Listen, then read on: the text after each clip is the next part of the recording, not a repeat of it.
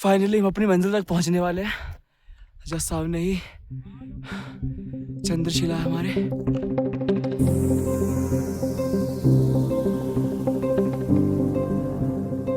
न जाने कितने ही चुनौतियों से लड़ते हुए, कितने ही समस्याओं का सामना करते हुए हम पहुंच ही गए हमारी मंजिल तक। लेकिन इस सफ़र की शुरुआत आखिर होती कहाँ से? आखिर कहाँ हमने ये डिसाइड किया कि हमको तुंगनाथ ही जाना है? उसके लिए आपको शुरुआत से चलना होगा हमारे साथ।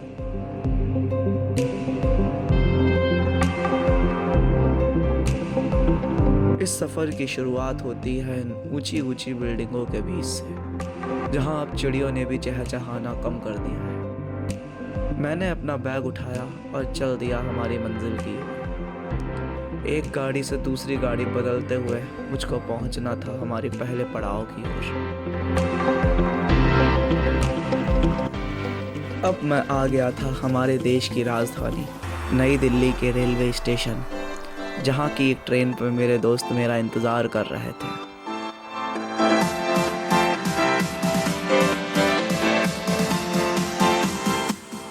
और कहते हैं ना कि दोस्तों के साथ चाहे कितना भी लंबा समय हो पता ही नहीं चलता। वैसे ही उस रात वो 6 घंटे ना जाने कहाँ चले गए हमको पता ही नहीं चला।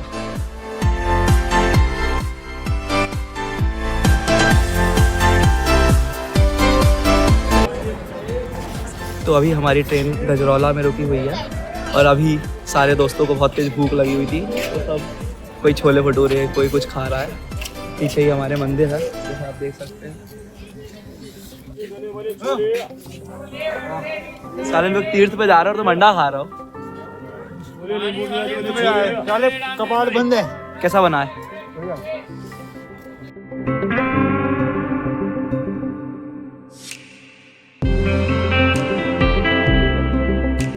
तो अभी हम जबलपुर आ चुके हैं। ये सेकेंड लास्ट स्टॉपेज है। इसके बाद जस्ट बाद हरिद्वार पहुंचने वाले हैं। काफ़ी ठंड हो गई है यहाँ तो। दिल्ली के मुकाबले यहाँ पर टेम्परेचर बहुत ज़्यादा ही गिर चुका है। तो आपसे सीधे हरिद्वार में ही मिलते हैं। पीछे का जगह दिखा दो। तो अभी हम लोग हरिद्वार आ चुके हैं और यहाँ से अभी हम लोगों को कि बाय बस जाना है या कैब बुक करनी है, क्या करना है वो आगे देखते हैं। वहीं हरिद्वार रेलवे स्टेशन पर आपको पेड लॉन्ज मिल जाएंगे, जहाँ पर हेड 30 रुपीज़ के हिसाब से आप रेस्ट कर सकते हैं। लेकिन सबसे अच्छी बात वहाँ की ये थी कि आप एक लॉकर ले सकते थे जो कि 50 रुपीज़ पूरे दिन का था और आप अपना सारा सामान रख के कहीं पर भी आराम से घूम सकते थे। अपना सारा सामान लॉकर में रखने के बाद हम लोग चल दिए हर की पौड़ी की ओर। प्लान तो कुछ ये था कि हम लोग सबसे पहले गंगा जी में स्नान करेंगे, उसके बाद कुछ खाएंगे और फिर हम लोग आगे के लिए गाड़ी बुक करेंगे।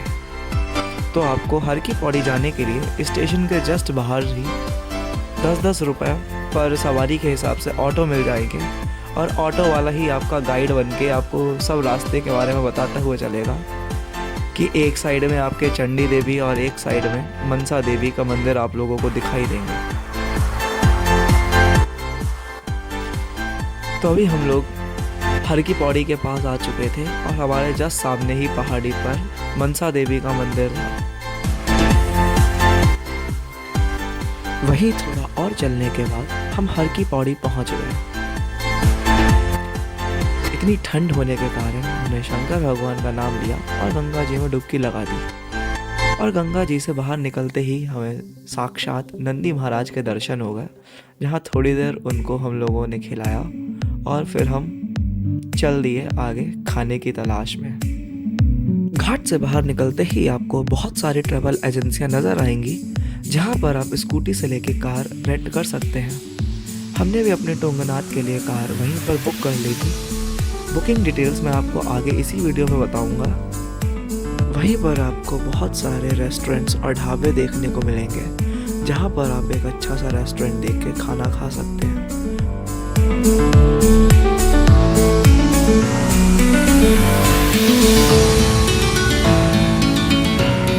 और सर्दियों में खाना खाने के बाद अगर आपको कुल्हड़ वाली चाय मिल जाए तो उसकी बात ही कुछ और है।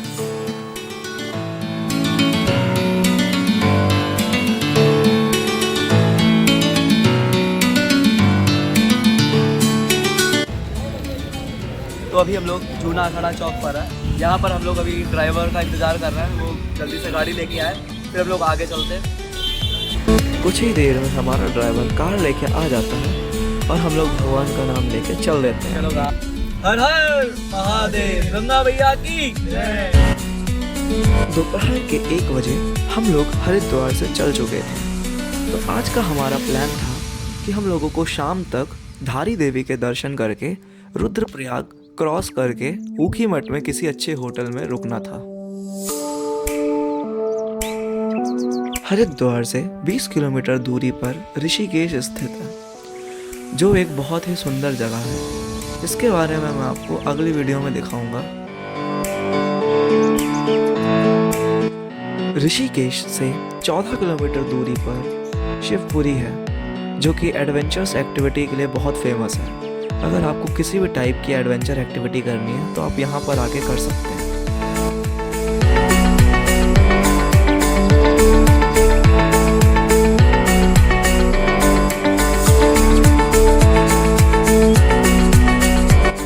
शिवपुरी से 50 किलोमीटर आप आगे और बढ़ेंगे तो आपको एक बहुत ही सुंदर जगह के दर्शन होंगे, जहाँ पर आके आप बिल्कुल मंत्रमुग्ध हो जाएंगे।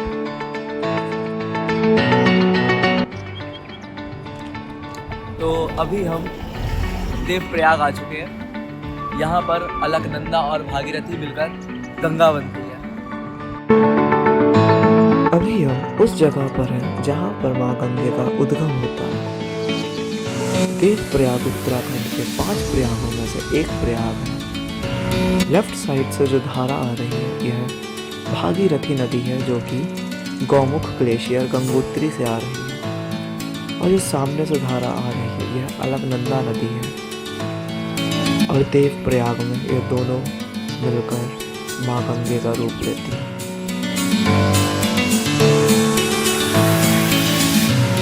देवप्रयाग के दर्शन करने के बाद हम चल देते हैं धारी देवी मंदिर की ओर, जो कि 47 किलोमीटर की दूरी पर स्थित है। देवप्रयाग से 1.5 घंटे की ड्राइविंग के बाद हम धारी देवी मंदिर आ पहुंचे।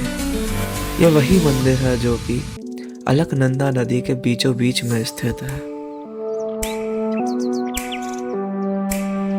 धारी देवी माता काली का एक रूप है जो कि चारों धामों की रक्षा करती है। माना तो यह भी जाता है कि 2013 में जो केदारनाथ आपदा आई थी वो इसीलिए आई थी कि एक डैम प्रोजेक्ट के कारण माँ धारी देवी के मंदिर को उसकी जगह से हटाकर कहीं और स्थापित करना था, जिससे माँ नाराज हो गई थी और उन्होंने गुस्से के रूप में वो आपदा लाई थी। मेन रोड से मंदिर तक जाने के लिए आपको 500 से 600 मीटर की पैदल यात्रा करनी होगी, जो कि आप 15 से 20 मिनट में आराम से कर लेंगे। मंदिर के बाहर ही आपको जूता चप्पल स्टैंड मिलेगा, जहां पर आप अपने जूते चप्पल रख के मंदिर में दर्शन के लिए जा सकते हैं। जैसे ही आप मंदिर के अंदर प्रवेश करेंगे आपको एक अलग सी ही शांति का एहसास होगा कि मानो आपका वहां से जाने का मन ही नहीं करेगा। मंदिर के जस्ट बाहर ही एक लोहे का बहुत बड़ा सा ब्रिज है, जो कि वहां की सुंदरता में 4 चांद लगा देता है।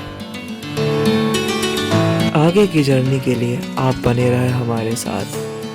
हम वापस मिलेंगे नेक्स्ट पार्ट में। जब तक के लिए आप हमारे चैनल को सब्सक्राइब करें, वीडियो को लाइक और शेयर करें।